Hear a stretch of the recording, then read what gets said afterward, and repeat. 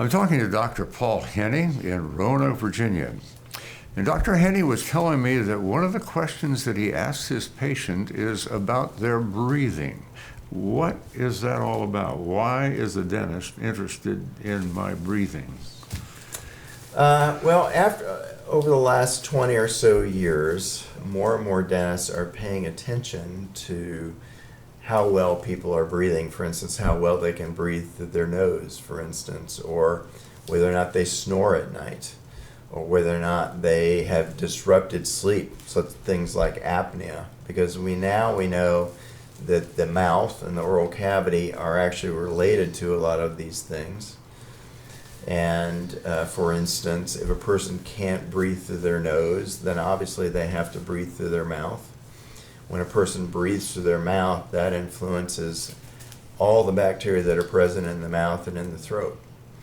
So influences as it causes them to be different than if I breathe through my mouth? Yes, it changes the percentages, for instance, of certain type of bacteria that are present in the mouth. And obviously it dries the mouth out as well and dries out the throat. And so nose breathing is actually a very important part of restive sleep. And if we can't breathe through our nose at night for one reason or another, whether it's allergies or obstructions, then that has oral implications. It influences the health of our mouth because we're breathing through our mouth. People that breathe through their mouth all the time tend to have drier mouths. They tend to have more dental decay. They have more problems with their gums. And when that's going on, there are more pathogens in the mouth that cause inflammation, and then those pathogens can subsequently get distributed throughout the body. All right, so what if I'm breathing through my mouth and not through my nose? Can you help me? Now that you know that, you're going to look for different pathogens, but what's that got to do with dentistry? In some cases, certainly not all cases, one of the reasons a person can't breathe through their nose is because the structure of their mouth doesn't support the proper positioning of their tongue. So for instance, when we sleep at night, our tongue should be able to rest up in the roof of our mouth.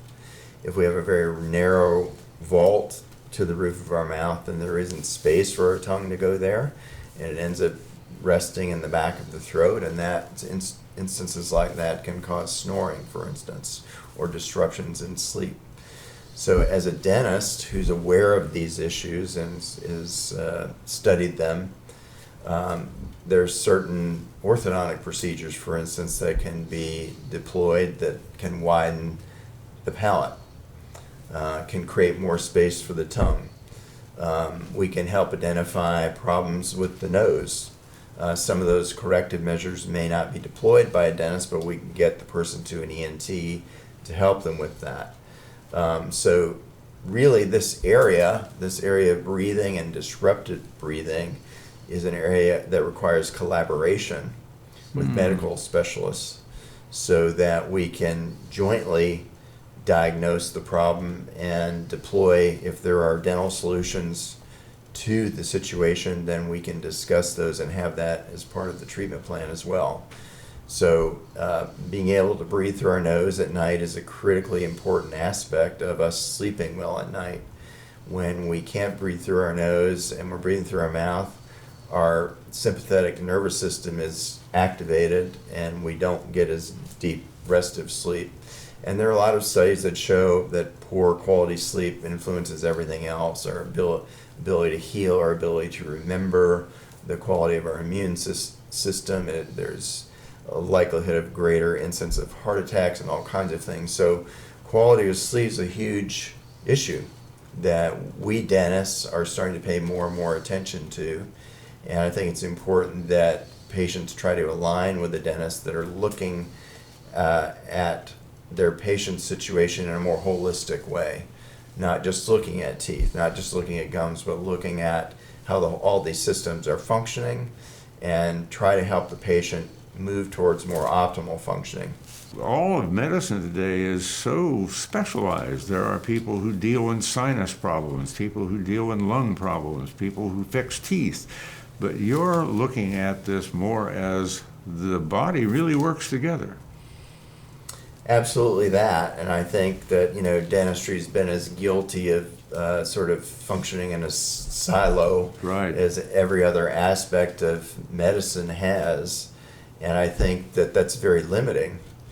There's only so much that we can do with teeth to help people when some situations and problems are much more complex than that, and they require multi-specialty involvement and coordination and treatment planning in a much more sophisticated way, and we have some fantastic ways of doing that now. So it's really a matter of mindset. It's a really matter of working with somebody that's looking at each person's situation more broadly and holistically, and helping them find solutions to maybe chronic problems like I don't sleep well at night and I can't figure out why. And the dentist may be the first person to actually have that kind of conversation with a patient. You're a very different dentist. I mean, I think of dentists as people who just fix my teeth, but you're approaching this very differently.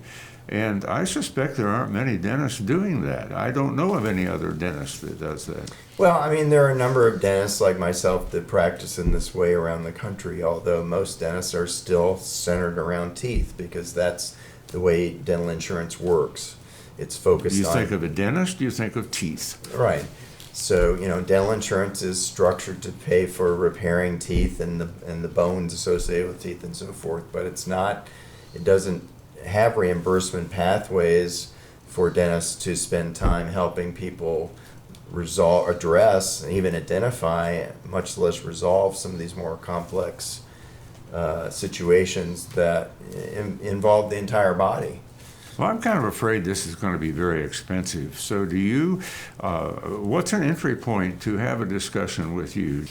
Most patients enter my practice through just a conference appointment that there's no fee associated with it. So most people will set up an appointment where they'll just meet with me in person for maybe 10 or 15 minutes, and we'll just have a conversation about what their concerns are, what their goals are, or whatever their frustrations are, whatever it might be, and then I can help them learn a little bit more about the practice and what we do, what our focus is, what our philosophy is, and help them make a decision on whether or not what we do is in good alignment with what they want or what their values are. Right. So that's how most people begin my practice, and we have various types of examination focuses that we do, including TMJ problems and things like that. But TMJ has to do with what? Structure? Function of the jaw joints and associated structures. So it all begins with just an initial conversation,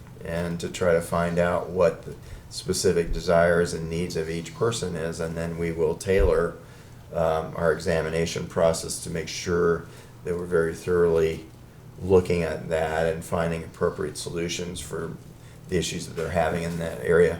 Now, you've been practicing for how long? A long time. Long time. Yeah. And over 35 years. Really? Yeah. So you've seen a lot of cases, and your practice has evolved into quite a broader perspective than when you started.